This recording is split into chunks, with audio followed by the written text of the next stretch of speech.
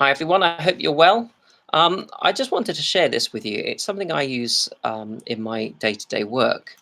It's very simple. It's just a little booklet that you can make yourself. It's 1, 2, 3, 4, 5, 6, 7, 8 pages long. The only two things you need to make it are a piece of A4 paper and a pair of scissors. So I'm going to talk a little bit about it and then show you how to make it. So if you are home educating your children at the moment, this is really nice. You can make a tiny little storybook for them. Or you can actually get your children to practice their folding and practice their cutting. It's a really, really good skill to learn. I work in a secondary school, and even some of the older children there aren't great with folding and getting nice sharp creases and everything straight yet. So make a storybook with your children. A nice front cover. A very, very short story. You don't need many words on each page, and if you're having some illustrations, then even less. And it just gets them to use their imagination and know that a story doesn't have to be long to be enjoyable or to enjoy writing it.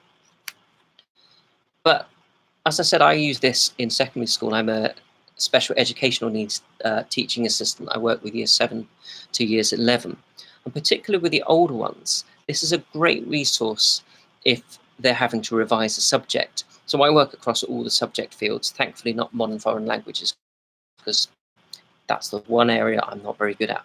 However, let's think about science.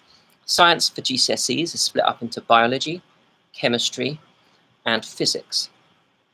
If we were talking about physics, well, maybe one of the subjects they're looking at is the subject of forces. So the children would write forces and do a nice little front cover here. Sometimes they take too long on the front cover and not enough on the content, but that's another story. And inside each lesson has different key learning points. And so the pupils will record that. It might be that they think bullet points is a really good idea for part of it. It might be that if it's one of the required practicals they have to do and remember, that they're going to write down the methodology of that and all the different things they have to remember, and with diagrams and annotations and things such as that. Or it might be there's some certain equations they need to remember, and they could just do a whole book of the different equations. If you've got children in secondary school, get used to the triangular equation thinking. It's brilliant. But enough of me about talking about what I do for work. Let's get on with making one. So, as I said, you need a piece of A4 paper. Now you need it alongside you, portrait. We're going to go to landscape in a minute, but first of all, we're going to start portrait. As I said, it is a really good skill to learn to get your children folding and making really good, neat folds. Because occasionally you'll get bits of paper that come up and fold it like that, even at secondary school. And one mistake that is made by a lot of children is they'll come and can you see there's dips and bumps in the paper, and up here it's already creasing, and then actually it's very hard to get it straight because it's actually coming out as a curve. You can't really see it from where you are. But a good way to do it is just get them to take their time, just bring it down slightly flat, and if I turn it on its side, can you see we've got a nice curve here? That means the paper is going to stay in really good condition. So all you do, you draw the edges together, and then you just slowly find those corners, getting really good. It's a good thing about being patient, learning patience here. And then rather than just stopping that and bringing your fingers back, which inevitably does something like this, and you lose that neatness, if you do that again, leave your fingers there and just bring your thumbs back and then draw them to the sides like that. And then the edges stay nice and straight. Next point, just take your thumbs and your thumbnails and you get a really, really good sharp edge there, which you need. So what we're going to do now is we're going to open it up. Then we're going to take this edge and we're going to fold that into the middle. Don't forget about getting it nice and flat before you start. So it's really, really essential you get the whole paper into the middle and get those corners lined up really, really well. Now I'm going to actually bring my fingers back here because it's a bit easier than my thumbs. Same thing, and you've got a nice sharp edge, nice sharp crease, I mean. And then we're going to do the same again. Get that paper nicely lined up along those creases. Get the corners lined up. Leave your fingers there. And that's lovely and nicely lined up. Now this in itself is really nice because you can have a little cupboard door type leaflet if you want to use that to do a design project. However, we're going to go one stage further. So now we've got it landscape. We're going to take this edge over. Now it's very easy here to get this going a bit skew-if. So take your time. You can do that thing of folding it over and getting it flat. Now when you're lining up creases, when you've got lots of creases here, don't start with the edges because some A4 paper isn't actually completely square.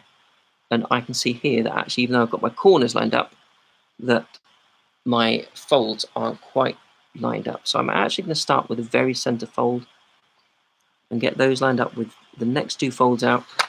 And then the folds are lined up. If the corners are very slightly out at this point, that doesn't matter as much as these creases being in line with the creases directly underneath them.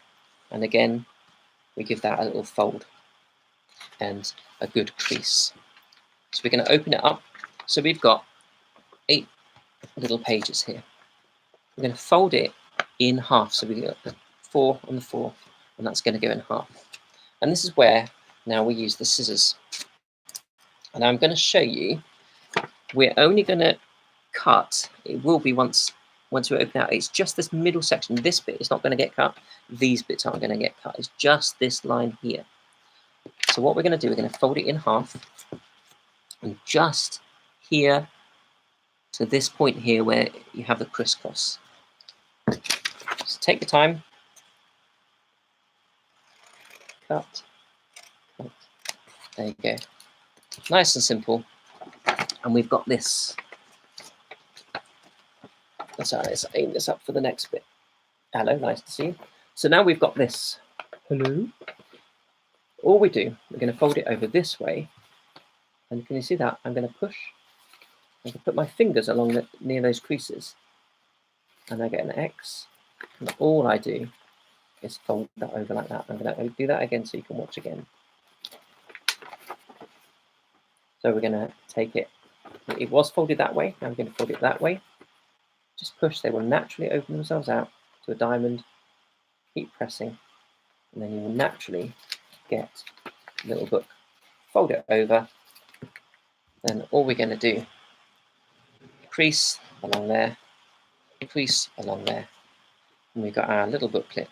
1, 2, 3, 4, 5, 6, 7, 8 pages long. I hope that's helpful for you. Please like and share this, and hopefully it will help some other people out as well. I will see you, if you're going to tune in for the story, in about 25 minutes time for chapter 5 of Satchkin Patchkin. Bye.